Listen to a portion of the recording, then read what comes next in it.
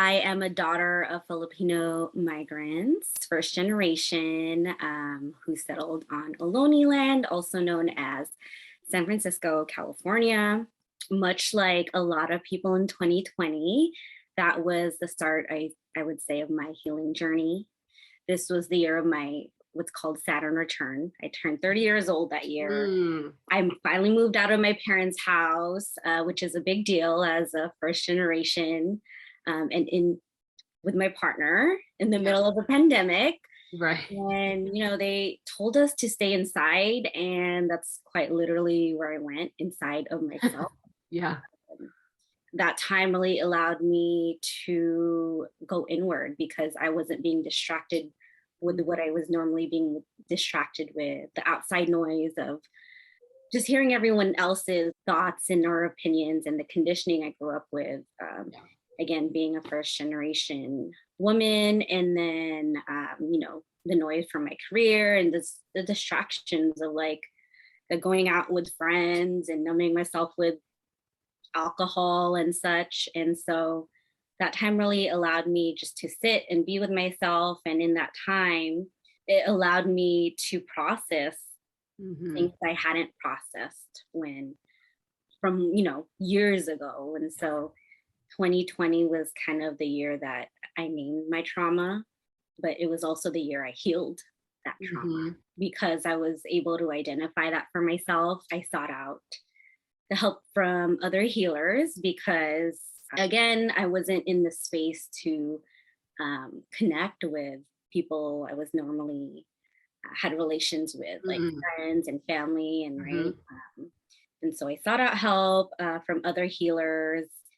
And in working with one healer, that's how I got the download to do Reiki. Hmm. Oh, yeah, that's right. Yeah. Yeah. And interestingly enough, the only time I experienced Reiki was one time in nursing school. And it was a beautiful experience. It was like just like at a health fair, right? And Mm, that was okay. that. Yeah. So again, I was working with that one healer and I received the download to do Reiki. I had been following Britt on Instagram for some months now, but never thought to like hire her for a session. Mhm. Um, and after I got the download to do Reiki, I was like researching different classes where I can learn how to do Reiki. And again, this was 2020. So in person classes were slim. Yeah. People were mostly doing it online. And I knew that I didn't want to do that online. Yeah. And of course, as divine timing would have it, that's when you, Britt, Yeah. got off maternity leave Oh, that's right. Yeah. and posted that you were teaching classes again. So I was like, yes, this is like perfect because you were already on my radar of like Yeah. possibly wanting to work with you. And so yeah, when I saw that you were teaching a class again, I hopped right on that, and ever since, like, Do you remember facilitating it in class for the first time when you facilitated it for someone?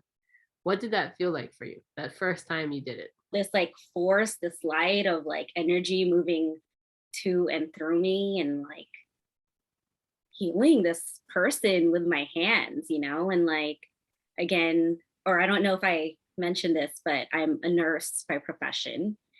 And so, also, another reason I wanted to do Reiki was it was ultimately like me taking my power back. Hmm. Because in working with another healer, I received that in a past life I was quote unquote like a witch who was persecuted when really I was just trying to help Help people, people. help Yeah. heal people, You were right? misunderstood. Yeah.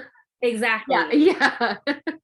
And then she had mentioned that in this lifetime it manifested as me being a nurse because in Western society that's like one of the more acceptable ways Yeah. of I was gonna say you chose the more safe route to yeah, make sure you weren't stoned to death in this life. You're like, let me pick the acceptable route exactly. by society. Yeah. And then so yeah, Reiki was ultimately me taking my power back. Like, no, there are other ways to help heal people. And so Yeah. when I facilitated that session for the first time in class, I was like, this feels right. It's like you're remembering. Like, Exactly. ooh, like this is what I used to do. Like remembering your power. How do you there's other people on the fence. like they've heard about this stuff. They're probably curious because they're on your page looking. So what kind of advice could you give them? Because obviously they're here and they're in searching of some kind of peace, some kind of groundedness, someone to, talk to. And you are a life coach as well, and, getting certified in hypnotherapy and NLP. So what kind of tips do you have for them? I first feel like it's important to share that after learning about Reiki, like seeing everyone and like my patients differently. So I work at a surgery center and Yeah. I do the health history, admitting patients before the surgery to Mm, make sure they're healthy. And after learning about energy healing, just seeing that we're much more than our physical bodies. yeah. So like I would see like the same patients time and time again, continuously coming back for like surgeries on the same body extremity, and Yeah. nothing is helping. And after learning about Reiki, it's like, okay, like what are you really not healing? What are you really not addressing? Right? It's ultimately like learning that or understanding that the physical ailments more often than not is a manifestation of trapped emotions and trapped stress and trapped trauma in our bodies, right? And if we don't address and we don't heal that, that's when the physical stuff happens. And So you're like, what is your body really trying to tell you? exactly. Yeah. So my advice to those who are on the fence is like, the unaddressed stress and the unaddressed trauma that you feel, and then that if you're now feeling some kind of ache or pain in your body, especially during those stressful moments, like that that's introspection, right? Like how can you release that? And energy Reiki healing is a beautiful way to just, it's a gentle way to release all that. Hmm. And coupled with life coaching, because yes, we can move energies out of your body, but also identifying like how that blockage is showing up in your like reality. You Yeah. know, when you don't speak up and you say something and you get that sore throat, right? Like that can manifest into something much bigger. And so it's like we want to heal that and identify how that blockage is showing up in your life. And ultimately, we're our own healers. Us as like Reiki practitioners and coaches, we are here to just ultimately hold that safe space for Hmm. you to heal yourself. Yeah. And so, and through coaching, that's the powerful questioning as well, right? Because you need someone to ask you these powerful questions to shift your perspective of your own reality. Yeah. So you're just seeing it. Because if they just have it repeat in their mind and they're not really talking it out, sometimes people get their aha moments just telling you the story. And then they hear themselves saying it and they're like, oh, wait, I just figured something out. And you didn't have to say anything other than ask them one question.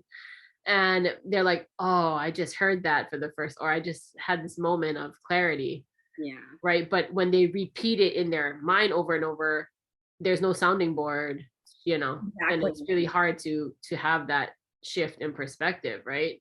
Exactly. And like you said, coupled with energy work, the combo is really, really powerful. Hmm. But yeah, bringing about the awareness, not just, hey, you had a great energetic session, but now through our coaching, you have awareness on how to make different decisions, better decisions, look at it differently, and feel empowered, not powerless Yeah, about the situation. exactly. Yeah.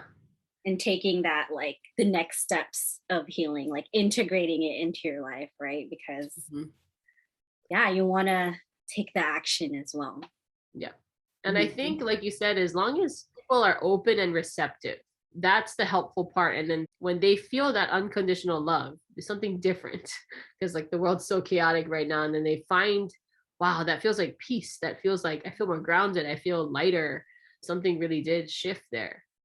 Something really did happen. And you're working with them to find that power again within themselves. Because as long as they're open, you're reminding them, look how powerful you are. We have to do this together. If you weren't open, the experience would have been different. But because you're open and receptive, Yeah, now your body, I just helped you facilitate a little bit, but your body is remembering how to heal itself. exactly. Yeah. Yeah. Yeah. That is Um, the only prerequisite to yeah, just be open. And I think, if you're gonna book, fill out this form and book with Glecie. That's really it. Just be open and be authentic to the, be honest with the experience. Mhm. I've seen big shifts with people who are just ready and open and raw and like, hey, whatever comes up, like I'm really ready to look myself in the mirror and like do the work Yeah. and be honest with myself, and my practitioner. Yes. Yeah. Yeah. And again, we're intuitive in nature and energy doesn't lie. So when you're not Yeah. telling us something, Yeah, your body's gonna say it. exactly. Yeah. What particular group or groups of people do you get really lit up, really excited to work with in the future? I'd say people either who are like or were like who I was, back then. And that is one, a woman of color, first generation, people who are feeling a disconnection with themselves, feeling like they can't be or aren't able to be their authentic self because of whatever it may be, their conditioning, the trauma they experience, the boundaries they don't have yet. I guess in closing, like what is one or two things that you have consistently done, probably over the last year or so, that you found has really helped you stay grounded, stay sane, feel good throughout the day, throughout the week? What are like one or two things that you've done to help you? The biggest thing is finding community, Yeah. finding like minded people who you can go on the journey with. And it may start first with a healer. Mm-hmm. And then after that, people who are wanting to heal as well. And how often do you do that? Once a month right now. Okay. And yes, the reason I initiated that is because in my healing journey, I felt really alone at first, Yeah. and it wasn't until I found a healer and they found community and shifted like who I followed even on social media that it brought who was meant to come into my life, and created and fostered those connections with people who understood my, situations and what I was going through. Yeah. So that's number one. Number two is going outside. Yeah. In nature. Like, do not neglect your local parks and the patches of grass outside and touching a tree. Like that stuff is free. Yeah. And there is so much wisdom in nature, in these trees and in the grass. And it's sometimes you have to remind yourself, how can you be upset or whatever negative emotions you're feeling when like there's so much beauty in this world that if we just stepped outside and remember like the true nature of who we are, which is, being one with nature and one with the earth. Or that's what I truly feel anyways. Yeah. And so that's why it's like being out with the wise ones. Like you're in a forest and you're like, oh, look at the wise ones. They've been around for thousands and thousands of years and have seen it all and have kind of withstood the storm, so to speak. And just watching, like just observing nature, just watching how things work and how animals and insects and how like all of it co-creating and co-living together and existing and doing their things, and the trees, the rocks, the water, and they all have a purpose. I think humans, especially with the pandemic, being on the computer, right, being on our phones, and so like literally like I don't even care if you have to put in your calendar that you're going to go outside and just be like nature day, recharge your battery day, exactly, grounded, touch the rock, touch like walk barefoot in the lake, like on the grass, whatever you need to do to recharge, because we would never let our battery on our cell phone go to zero, but somehow we forget to recharge in nature a lot, and then we go wonder why we feel like crap. Yeah.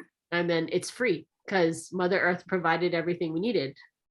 Those are good points, folks. Community and nature, even better. Community outdoors together. Oh yeah. Better. Like I always with like the new relationships I fostered, I was like, instead of going out to eat, like let's go for a walk outside, and like that allows us to really like connect and have these conversations, right? Instead of it's like killing two birds with one stone, because you're like getting two things done, moving your body. So Yeah, and feeling good.